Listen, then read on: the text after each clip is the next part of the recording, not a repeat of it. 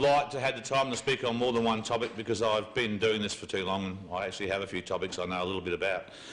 But I want to speak about democracy because part and parcel of what we're here for today is to change the way in which we're governed.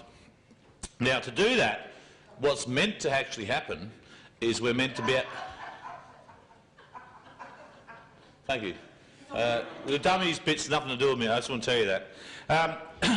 What it's meant to be about is about a free and informed vote, all right? Free and informed vote, very, very basic system, okay? It's the Westminster system and, you know, it's really started serving us well.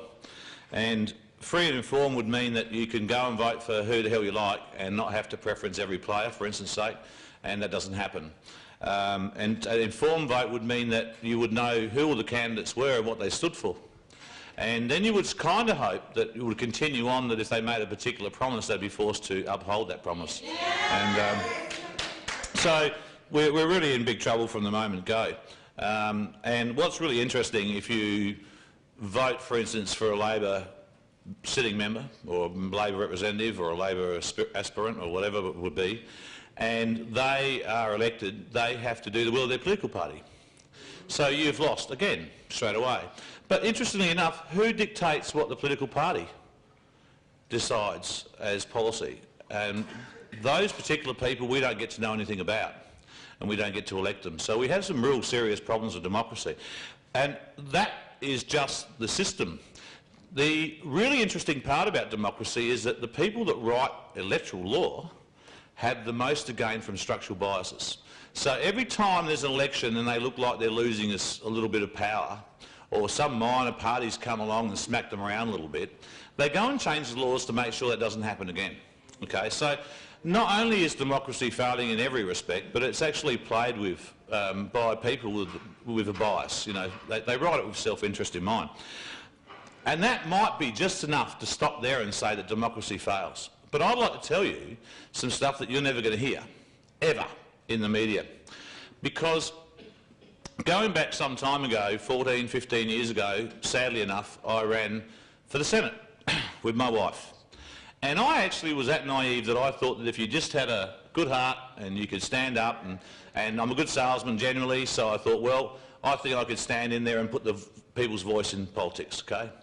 And I did the preference deals, okay? I was running for the Senate. Back then there wasn't a lot of Senate runners. There was Labor, Liberal, Greens, Democrats, One Nation. That was about it. And I was the independent. And that was me. And I got first preferences from every single player. Every single one. Labor, Liberal, maybe second for the Greens, One Nation, so I had first preferences from them all. What that meant was I got a media black ban because I might win the election. Now, I didn't know what that even meant. Then they put the ballot papers out and my name was left off the ballot papers. And you had to vote in a blank box to vote for me. This is democracy in Australia. And if you're wondering why I'm still doing this, that pissed me off really big time. And because I was actually hoping to, you know, if I lost, I said to the wife, oh, if I lose, that's all right, I'll put myself forward. Well, I wanted to lose because I was not preferred. I didn't want to lose because they rigged the bloody election. So I went out and put up posters, A3 photocopies, it's all I could afford. And as fast as I could put them up with my friends, they were torn down. There was never a chance that I was going to win that election. It didn't matter what I stood for, it didn't matter who I was, that was the system. So, a few years later, I ran a couple of times in between then, and I went, this is ridiculous, I'm bashing my head against a brick wall. So, a few years ago, I decided I'll just cast an informed vote. And I was busy at the time, and the Electoral Commission used to put out a how to vote guide. It was a little booklet that went into everyone's house. Very, very sensible move, not particularly full of good content. And I thought, that's good. And then it said, if you wish to know who all the candidates are, it'll be coming out in the advertiser on the Friday. And I thought, that's good. So on the Friday I got the advertiser and there was a list of the Labor candidates. Labor candidates. And I got pissed off again, which I do a lot lately. So I decided I would take it to the Court of Disputed Returns that I never got my right to an informed vote. And while I was in that court, I found out that the Electoral Commission can guess your intention. guess your intention. Section, I'm going to try and remember back for a long time here, section 76(1)(a). If your vote does not, if you don't preference everybody but your vote shows your intention, then that intention will count. That intention means that the Electoral Commissioner must be able to work out which major party you were going to vote for and pass your vote on to that major party. So even if you filled out the ballot paper and left Labor and Liberal off, they got your vote because they could guess your intention. Now, I started to think, this is a bit corrupt. You know, this is pretty bad. And so I started taking a very, very strong interest in electoral law and outcomes of elections. And since then, it has gone downhill so fast that why anyone would attend a ballot box and actually vote seems worthless. That's how bad it's become, okay? And you see, the problem is the government, right, when they fear the people, when they fear the accountability that our vote can install on them, they act in our best interest. When they don't fear our vote, they can do what the hell they want. Now, I don't know if you've noticed lately, but it appears they think they can do what the hell they like, and they don't really care what we think. So I went to court again for the third time, Court of Disputed Returns, self-represented, and I was in the Supreme Court for 3 months. My wife will remember this. And they kept making me do stuff, and I would sit up with friends until 2 in the morning and 3 in the morning getting paperwork right. I got 1,500 affidavits of fraud. 1,500. And they said, sorry, it can't be an affidavit form, it's got to be a different form, and gave me 24 hours. When I filed my application for the Court of Disputed Returns, they wouldn't accept it. So I took in trucks, if anyone remembers this, I took in semis and we blockaded the bloody court building, wouldn't let anyone in and out until they took my application. Did that make the media? They filed the application in the end, right? And then they tried to tell me that we don't have a common law right to bloody vote. So I went in and argued that we had a common law right to vote and they'd buggered the election up. And I'm keeping this pretty brief. So the Chief Justice actually said, yes, we do.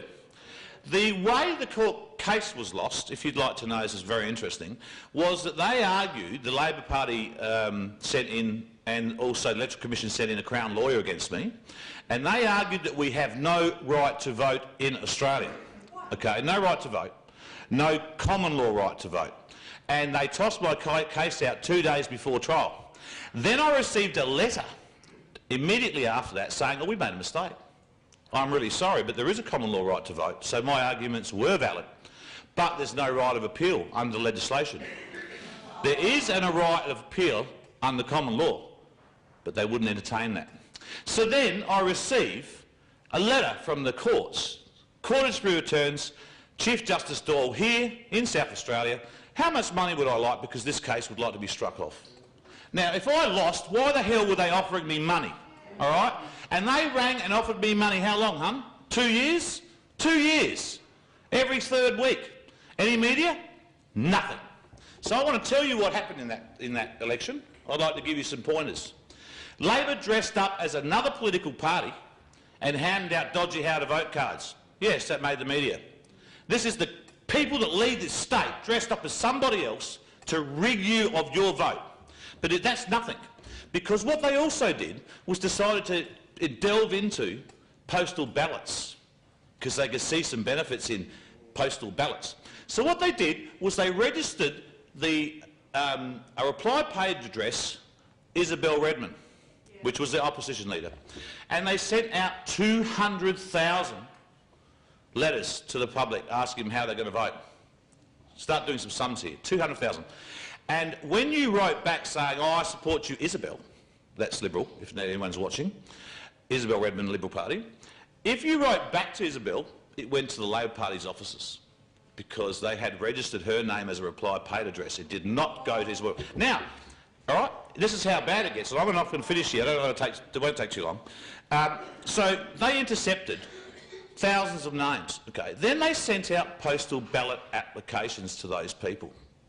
And they sent in, yes, I'd like to vote by post.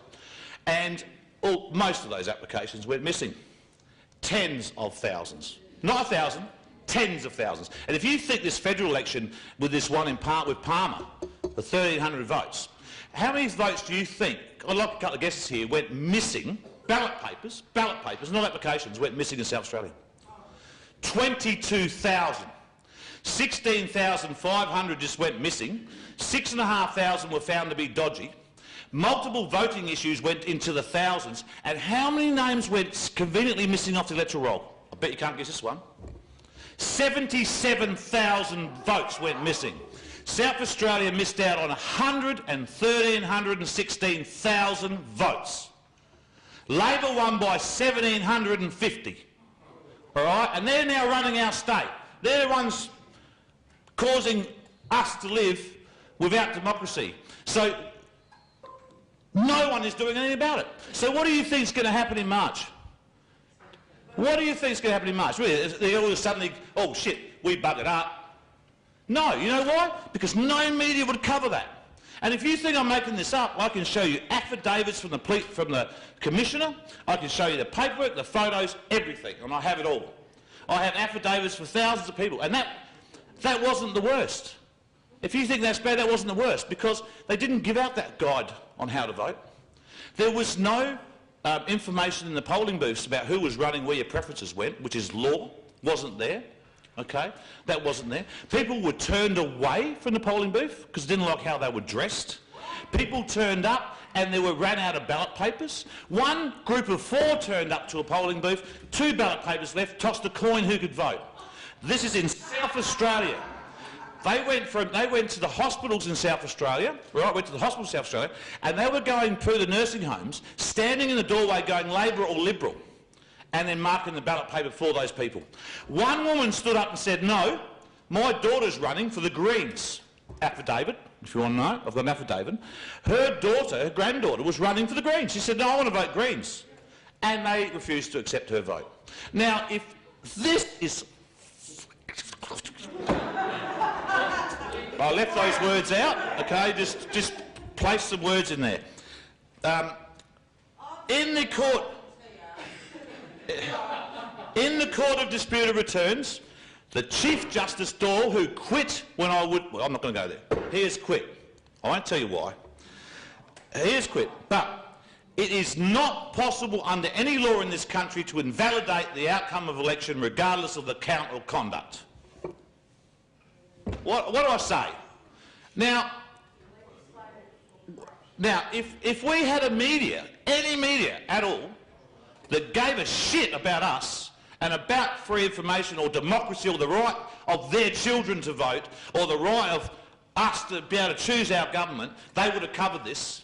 Today tonight I'll give them some points. I don't know if anyone saw it. They did a big lead-up story. But how rude's that? So the government do not fear you. They don't give a shit how you vote. They can rig the election by up to 100,000 votes. There's nothing you can do about it. I have been told by people on the inside that Labor will win the next election and by how much. If you think we live in a democracy, you're bloody wrong. And anyone watching this video going, oh, this guy's an idiot, I will post you the information. I will share the information with you and I will show it to you in proof, okay? Now, we can stand here and we're going to keep going with some great speakers and we can work out what's wrong in this country and we can try and do something about it and we can spread the word, we can educate and everything else. But if we cannot vote them out, we are in big trouble. All right, thank you.